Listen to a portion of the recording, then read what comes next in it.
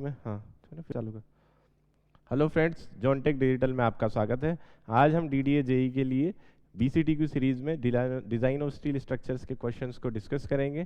Questions की अगर बात की जाए तो क्वेश्चंस बेसिक लेवल के आते हैं आपके एग्जाम में, जिसमें बेसिक कॉर्डल प्रोविजंस आ सकते हैं या फिर जो कॉन्सेप्ट सब्जेक्ट के जो बेसिक कॉन्सेप्ट है वो आपसे पूछे जाएंगे।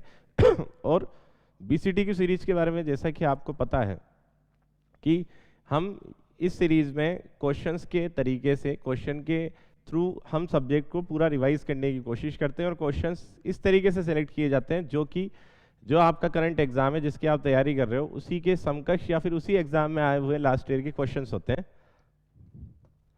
तो जैसे फर्स्ट क्वेश्चन है, plate used for connecting two और more structural member intersecting each other is called.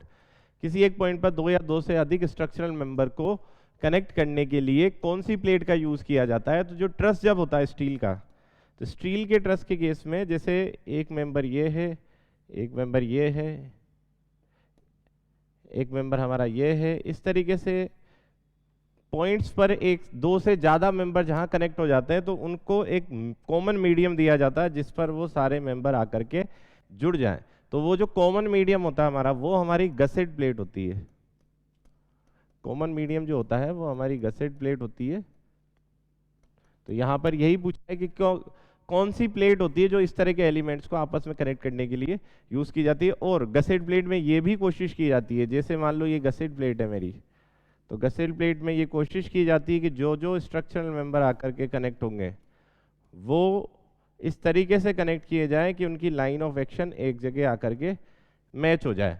Line of action का मतलब ये है कि जो लोड लगेगा वो सीजी पर लगता है और जो लोड लाइन है वो लाइन तीनों की एक जगह आकर के जब मैच होगी तो जो कनेक्शन है, जो गसेट प्लेट वाला पोर्शन है, वो आपका मोमेंट फ्री होगा और इसीलिए हम इनको पिन जॉइंटेड फ्रेम बोल देते हैं। तो गसेट प्लेट यहाँ पर आंसर सही है।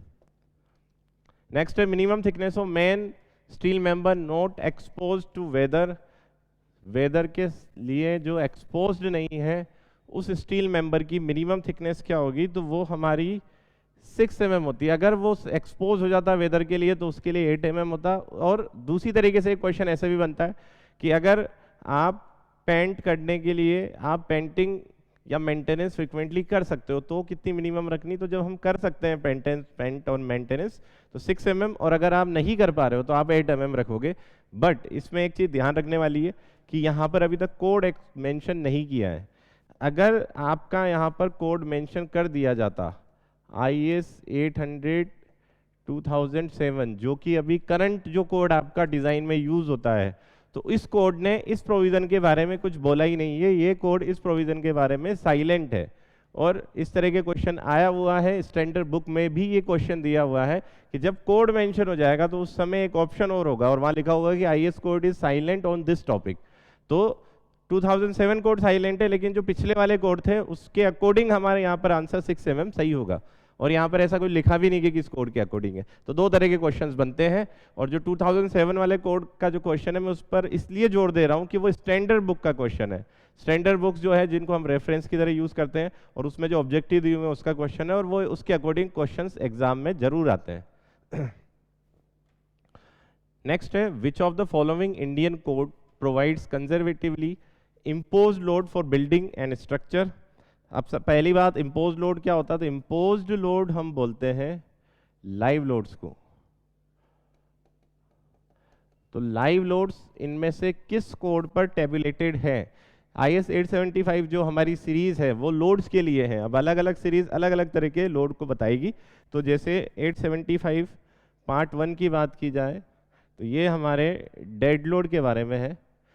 पार्ट 4 हमारी लाइव लोड के बारे में, जिसमें ये लाइव लोड में स्नो लोड को कवर करता है। पार्ट 2 हमारा लाइव लोड है जो क्वेश्चन में पूछा गया है, बिल्डिंग्स और स्ट्रक्चर्स को कवर करेगा। स्ट्रक्चर्स। पार्ट 3 हमारा विंड लोड को कवर करता है। तो यहां पर हमारा आंसर होगा सी। IS 875 पार्ट 2 एंड 4 दोनों लाइव लोड के लिए, लेकिन 4 स्नो लोड को कंसीडर करेगा, पार्ट 2 आपका बिल्डिंग लोड को, बिल्डिंग और स्ट्रक्चर्स के लोड को कंसीडर करेगा, और जो पार्ट 3 है वो विंड लोड के लिए। उसी के साथ में एक IS 1893 कोड भी होता है जो कि जिसका लेटेस्ट वर्जन है 2016, ये अर्थक्वेक लोड के लिए अभी रिसेंटली चर्चा में भी था जब अर्थक्वेक आया था अफगानिस्तान में, उसका एपी सेंटर था, तो दिल्ली में, जयपुर में, इन एरियाज में भी अर्थक्वेक के जो शेकिंग है वो फील की गई। तो उस अर्थक्वेक को रजिस्टरिंग बिल्डिंग अगर आपको डिज़ाइन करनी है और उस पर किस तरीके से लोड लगाया जाए, वो सारी चीज़ें आपको IS 1893 2006 कोड में मिलेगी। तो यहाँ पर सी ऑप्शन हमारा करेक्ट है। Next question is lug angle is option है used with single angle member, not used with double angle member, used with channel members, and all options are correct. तो यहाँ पर सारे ऑप्शंस करेक्ट है। सबसे पहले देखते हैं कि लग एंगल क्या होता है। तो लग एंगल, जब भी हम कोई सिंगल एंगल को गसेट प्लेट से कनेक्ट करते हैं एज ए टेंशन मेंबर, तो उसका एक लेग कनेक्टेड होगा और एक लेग उसका आउटस्टैंडिंग होता है। तो वो जो आउटस्टैंडिंग लेग है उसमें डिफॉर्मेशन थोड़ा ज़्यादा होगा in comparison to connecting leg, और इससे हमारे पूरे क्रॉस सेक्शन में जो लोड डिस्ट्रीब्यूट होगा, जो स्ट्रेन डिस्ट्रीब्यूशन आएगा और उससे जो स्ट्रेस का डिस्ट्रीब्यूशन होगा वो नॉन यूनिफॉर्म होगा, और अल्टीमेटली हमारे इस एंगल सेक्शन की लोड रेजिस्टिंग कैपेसिटी रिड्यूस हो जाती है। तो जो आउटस्टैंडिंग लेग है उसको गसेट प्लेट से किसी ना किसी तरीके से कनेक्ट करने का जो हमारा मीडियम है, वो मीडियम है कि हम एक स्मॉल पीस ऑफ एंगल को गसेट प्लेट से और आउटस्टैंडिंग लेग से कनेक्ट कर दें, जो कि हमारा लग एंगल कहलाता है। और इससे जो हमारी इफेक्टिवनेस कम हो रही थी पहले टेंशन को रेजिस्ट करने की, वो इफेक्टिवनेस अब वो जितना इफेक्टिव हो सकता है उतना ही पूरा का पूरा सेक्शन हमारा इफेक्टिव हो जाएगा। तो इसको सिंगल एंगल के साथ भी यूज करते हैं और इसी को हम चैनल सेक्शन के साथ भी यूज करते हैं। चैनल सेक्शन में भी आपका वेब पोर्शन तो कनेक्टेड होगा और जो फ्लेंज पोर्शन है वो आउटस्टैंडिंग है। वेब पोर्शन कनेक्टेड है तो वेब को मैंने कनेक्ट कर दिया। अब जो ये आउटस्टैंडिंग पोर्शन है फ्लेंज वाला, इसको भी हम किसी न किसी तरीके से कनेक्ट करें, तो उसके लिए हमारे पास सेम तरीका है, और वो तरीका ये है कि हम लग एंगल प्रोवाइड कर दें। तो यहाँ पर देखिए ए ऑप्शन है used with single angle, used with channel, तो दो ए और सी सही है। बी है not used with double angle, जब दो एंगल सेक्शन साथ में यूज किए जाएंगे तो उसमें लग एंगल का यूज नहीं किया जाता है। तो यहाँ पे लिखा भी है कि not used with double angle, तो डी ऑप्शन आपका सही है कि सिंगल एंगल के साथ यूज होगा, चैनल के साथ यूज होगा, डबल एंगल के साथ में यूज नहीं होगा। Next question, for a structural element in steel structure which of the following is a limit state of strength, इनमें से कौन सा लिमिट स्टेट ऑफ स्ट्रेंथ है। दो तरह के लिमिट स्टेट हम देखते हैं, एक होता है लिमिट स्टेट ऑफ स्ट्रेंथ और एक होता है limit state of serviceability. Limit state of strength में वो क्राइटेरियाज आते हैं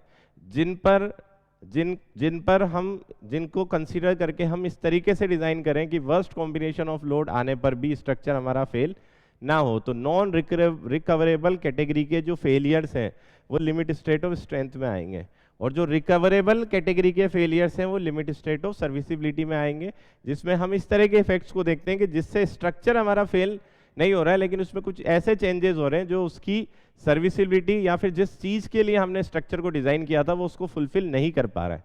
तो यहाँ पर लेकिन पूछे गए हैं लिमिट स्टेट ऑफ स्ट्रेंथ, वो क्राइटेरिया पूछा है जो कि रिकवरेबल नेचर के नहीं है। तो अगर हम ड्यूरेबिलिटी की बात करें तो ड्यूरेबिलिटी को हम रिकवर कर सकते हैं किसी कारणों से, अगर रस्टिंग स्टार्ट हो जाती है या फिर उस करोजन को या करोजन स्टार्ट हो जाता है या करोजन को रोकना हो तो हम पेंटिंग करके उसको रोक सकते हैं। उसी तरीके से डिफ्लेक्शन है, डिफ्लेक्शन अगर कहीं ज़्यादा होता तो हम उसको सपोर्ट बढ़ा देंगे। फायर है, फायर सेफ्टी के लिए भी हम स्टील स्ट्रक्चर के ऊपर कोई कोटिंग ऐसी फायर प्रूफ पेंट कर देंगे, बट टॉर्शन से जो फेलियर होगा वो नॉन रिकवरेबल नेचर का होगा। तो यहाँ पर बी ऑप्शन सही है। टॉर्शन हो गया आपका, फ्रैक्चर हो गया, फटीग के कारण जो लार्ज डिफॉर्मेशन है, ये सारे हमारे लिमिट स्टेट ऑफ स्ट्रेंथ के क्राइटेरिया हैं। बी ऑप्शन यहाँ पर सही है। बाकी जो तीनों क्राइटेरिया हैं ए, सी एंड डी, ये limit state of serviceability criterias है। नेक्स्ट है 4.6 type bolt conforming IS 1367 respectively ultimate tensile strength और यील्ड स्ट्रेंथ विल बी। ये जो लिखा हुआ है 4.6, ये ग्रेडिंग सिस्टम है बोल्ट्स को रिप्रेजेंट करने की। तो इस ग्रेडिंग सिस्टम में जो ये न्यूमेरिक वैल्यू, इसका क्या मतलब है, उससे रिलेटेड ही ये क्वेश्चन है। तो इसमें 4.6 ग्रेड में 4 तो आपका बताता है FUB, और जो 0.6 है वो ये बताएगा कि 4 को जब मैं 0.6 जो है आपका FYB के बारे में बताता है, अब ये किस तरीके से बताएगा कि F U B is the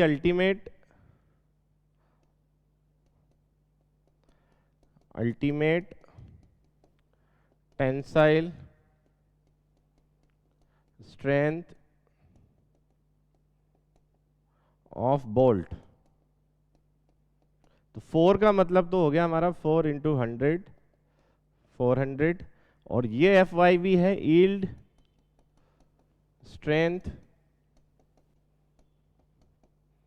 of bolt.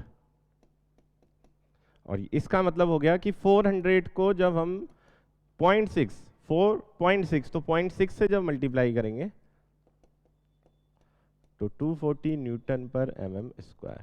तो F U B ultimate tensile strength 400 and yield strength 240, तो ए ऑप्शन हमारा यहाँ पर करेक्ट होगा। तो ऐसे कितनी भी ग्रेड हो सकती है। 8.8 ग्रेड का मतलब ये है कि 8 मीन्स 800 न्यूटन पर mm square is the F U B, और इसको जब 0.8 से मल्टीप्लाई करेंगे मतलब 640 न्यूटन पर mm square is the F Y B.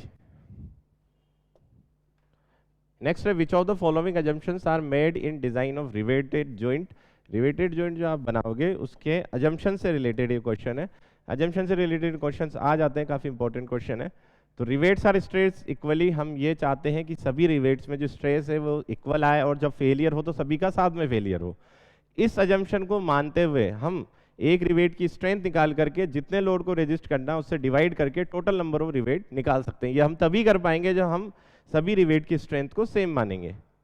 Stress in plate is maximum at mid width, या आपका इनकरेक्ट है। Stress in plate is uniform, तभी जाकर के हम डायरेक्टली बी इंटू टी से परमिसिबल स्ट्रेस को मल्टीप्लाई कर पाते हैं।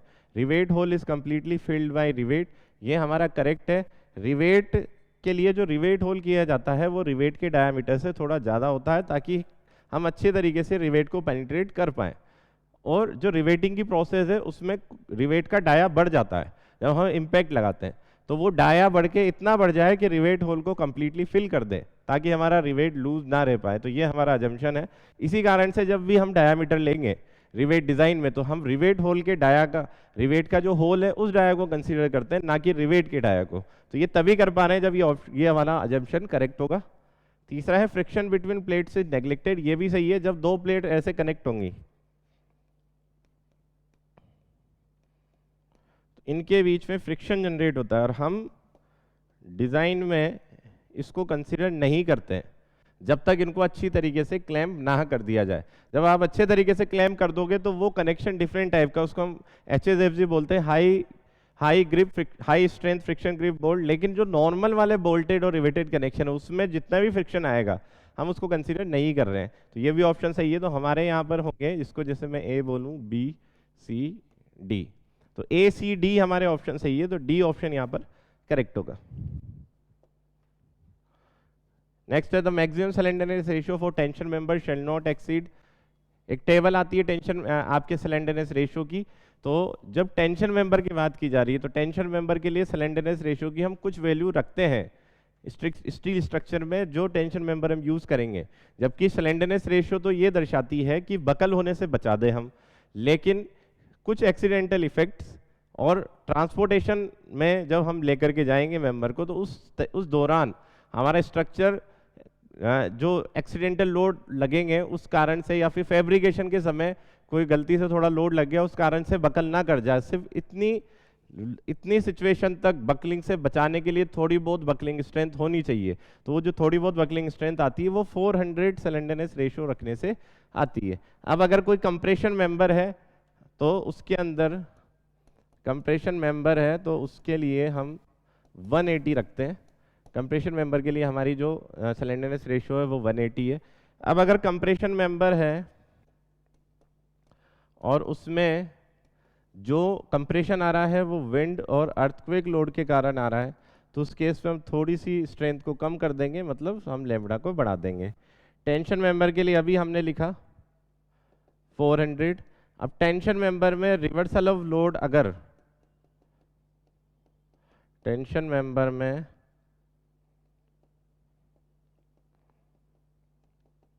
Reversal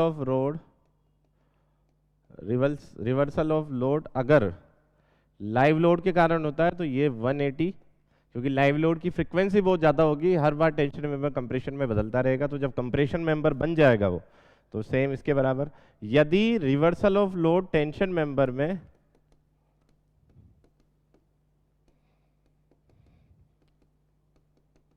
reversal of load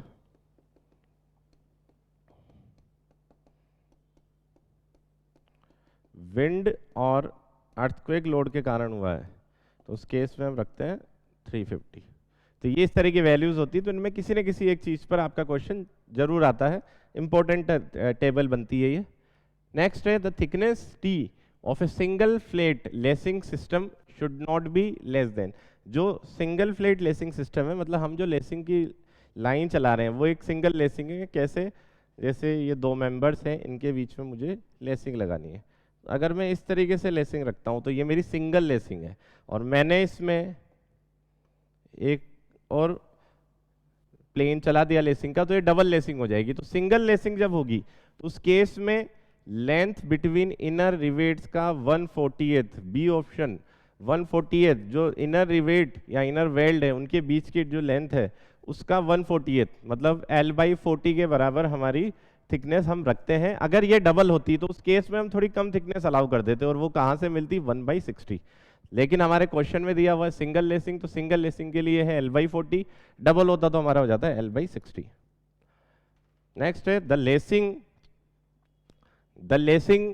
lacings are subjected to resist a transfer shear too. Lacings कितने ट्रांसफर शियर्स को रेजिस्ट करने के लिए डिजाइन की जाती है? तो देखिए लेसिंग का जो काम होता है, लेसिंग दो डिफरेंट मेंबर को एक सिंगल यूनिट की तरह, जो हमारे बिल्टअप सेक्शंस होते हैं, जैसे ये मेरा मेंबर है, साइड व्यू है ये उसका, या एलिवेशन है। अब मैं उसको ऊपर से देखूंगा तो इस तरीके से मैंने एक कॉलम बनाया है, दो चैनल को बैक टू बैक रख के। तो ये हमेशा इस तरीके से बने रहे, इनके बीच की जो स्पेसिंग हमने स्टार्टिंग में जो निकाली थी डिज़ाइन में, वो स्पेसिंग हमेशा बनी रहे। उसके लिए हम इसको किसी न किसी अरेंजमेंट से कनेक्ट करते हैं। तो उसके लिए हमारे पास दो अरेंजमेंट है, एक लेसिंग और एक बेटन्स। तो लेसिंग की सिर्फ ये जिम्मेदारी है कि ये दोनों आपस में डिस्टर्ब ना हो, इनकी जो स्पेसिंग है ये स्पेसिंग बनी रहे, और ये हमेशा दो अलग अलग सेक्शन है ये एक सिंगल यूनिट की तरह वर्क करते रहे। बट कुछ ना कुछ लोड के लिए तो हम लेसिंग को डिजाइन करेंगे जो कि कुछ एक्सीडेंटल टाइप के लोड हो सकते हैं, जो किस कारण से आएंगे? या तो एक्सीडेंटल लेटरल लोड लग गया, कि जब हमेशा कंप्रेशन लगेगा तब कभी जरूरत नहीं पड़ेगी, लेकिन जब गलती से कहीं से लेटरल लोड आया तो उस केस में ये डिस्टर्ब हो सकती है, और उस टाइम पे इसको रोकने के लिए सिर्फ लेसिंग होगी, मतलब उसमें कुछ लोड ट्रांसफर हो सकता है। दूसरी चीज, अगर कहीं गलती से लोड एक्सेल ना होकर के थोड़ा बहुत इसेंट्रिसिटी पे लग गया, तो उसमें भी एक सेक्शन पर लोड ज़्यादा होगा, एक पर कम होगा, तो जो इनके बीच की स्पेसिंग है वो बदल सकती है। तो क्या किया जाए? तो इसके लिए एज पर IS 800 हम जो कॉलम का एक्सेल लोड है, जैसे P है, तो कॉलम के एक्सेल लोड का 2.5% एज ए शेयर लगाते हैं कॉलम पर। ठीक है, कॉलम का जो एक्सेल लोड है P, उसका 2.5% लोड एज ए शेयर लगाते हैं, और उस शेयर के कारण जो लेसिंग में लोड ट्रांसफर होता है उसके लिए हम उसको डिजाइन कर देते हैं। ठीक है, तो यहाँ पर जो होगा 2.5% of axial force in member 2.75, तो यहाँ पर डायरेक्टली ए ऑप्शन में ही हमारा करेक्ट हो गया कि कुछ एक्सीडेंटल लोड कि एक्सीडेंटल लेटरल लोड्स या फिर इसेंट्रिसिटी ऑफ लोड को कंसीडर करते हुए हम जो कॉलम एक्सेल लोड है उसका 2.5% एज ए शेयर लगाते हैं कॉलम में, और उसके लिए इसको डिजाइन कर देते हैं। नेक्स्ट है web crippling generally occurs at the point where. Web crippling किस तरह के पॉइंट्स पर जनरेट होगी ये पूछा गया है। तो वेब क्रिपलिंग जो फिनोमिना है ये आपका होता है बीम से रिलेटेड। तो बीम जैसे ये हमारा आई सेक्शन है, यहां तो मैं बना रहा हूं सेक्शन, इसमें एक जंक्शन होता है जहां पर फ्लेंज से वेब में चेंज होता है, तो इसको हम बोलते हैं root of fillet. Same downward में भी होगा, सेम अपर में भी होगा। अब अगर एलिवेशन में देखा जाए, इसका जब एलिवेशन बनाया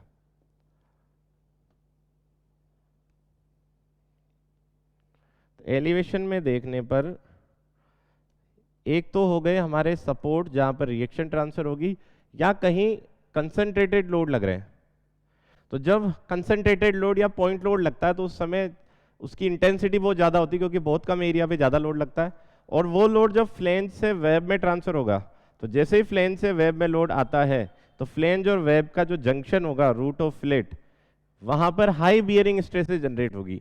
और हो सकता है कि उस हाई बियरिंग स्ट्रेसेस के कारण ये जो हमारी वेब है ये इस जगह से लोकली बकल कर जाए। लोकली मतलब पूरा पोर्शन बकल नहीं करता है, उसका उसका मतलब पूरा मेंबर बकल नहीं करके उस पूरे सेक्शन का कोई एक छोटा सा पोर्शन बकल कर जाता है। तो वो जो छोटा सा पोर्शन बकल किया है, ऐसा इधर भी हो सकता है, उसको हम वेब ट्रिपलिंग बोलते हैं। तो वो किस कारण से होता है? कंसंट्रेटेड लोड के कारण होगा, क्योंकि उसकी इंटेंसिटी बहुत ज़्यादा होती है और फ्लेंज से जैसे ही वेब में लोड जाएगा अचानक से एरिया कम होगा, और एरिया कम होते ही जो बियरिंग वाली स्ट्रेसेस है वो आपकी बढ़ जाएंगी। तो यहाँ पे हम देखते हैं web crippling generally occur at point where bending moment is maximum, shear force is minimum, concentrated load acts और डिफ्लेक्शन इज मैक्सिमम। जहां पर कंसंट्रेटेड लोड लगेगा वहां पर यह फिनोमिना होगा। तो सी ऑप्शन यहां पर करेक्ट है।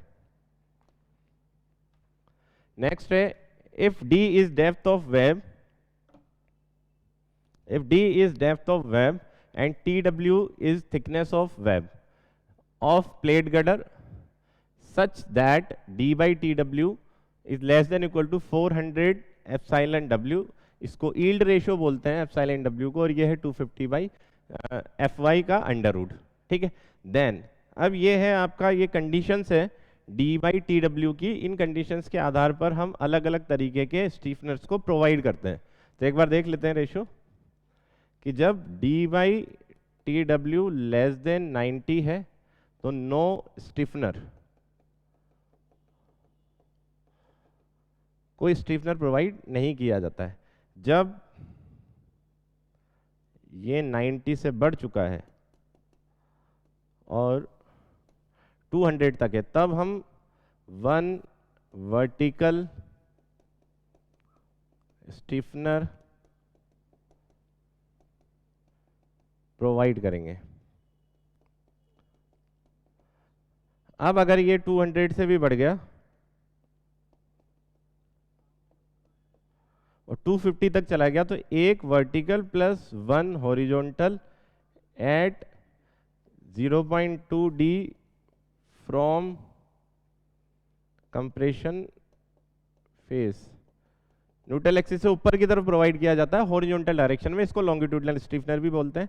और d बाई टी डब्ल्यू अगर 250 से ज़्यादा है लेकिन 400 से कम है तो उस केस में हम एक वर्टिकल प्लस एक horizontal plus 1 horizontal at neutral axis, इसको भी प्रोवाइड कर देते हैं। तो ये जो हमारा ऑप्शन है ये फोर्थ वाली कंडीशन से पूछा गया क्वेश्चन है कि जब रेशियो 400 के बराबर या उससे कम होगा तो उस केस में हम एक वर्टिकल 2 हॉरिजॉन्टल स्टीफनर प्रोवाइड करेंगे। और अगर 400 से ज़्यादा हो जाता है तो हम रीडिज़ाइन कर देते हैं। रीडिज़ाइन का मतलब ये कि हम थिकनेस को बढ़ा देंगे। ठीक है, अब यहाँ देखते हैं तो एंड बियरिंग स्टीफनर्स और बियरिंग स्टीफनर्स की बात ये है कि वो इन रेशियोज पे डिपेंड नहीं करता, वो जहाँ भी कंसंट्रेटेड लोड होंगे वहाँ प्रोवाइड करेंगे। अब कंसंट्रेटेड लोड होते हैं, एक तो रिएक्शन जहाँ जनरेट होती है, तो जहाँ रिएक्शन जनरेट होगी वहाँ पर जो हम बियरिंग स्टीफनर प्रोवाइड कर रहे हैं उसको एंड बियरिंग स्टीफनर बोलेंगे। तो बियरिंग स्टीफनर इन रेशियोज पे डिपेंड नहीं करता, वो कहीं भी कंसंट्रेटेड लोड आएगा वहाँ हमें प्रोवाइड करना ही है।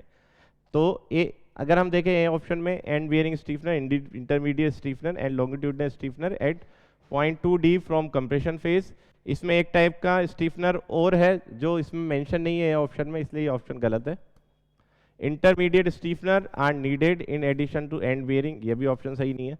सी अगर देखा जाए तो end bearing stiffener, intermediate transverse stiffener, longitudinal stiffener at 0.2 D from compression face and at neutral axis, यहाँ पर लिखा हुआ है एक end bearing intermediate vertical stiffener को भी बोलते हैं, और horizontal stiffener at 0.2 D distance from compression face, और एक न्यूट्रल एक्सिस पर।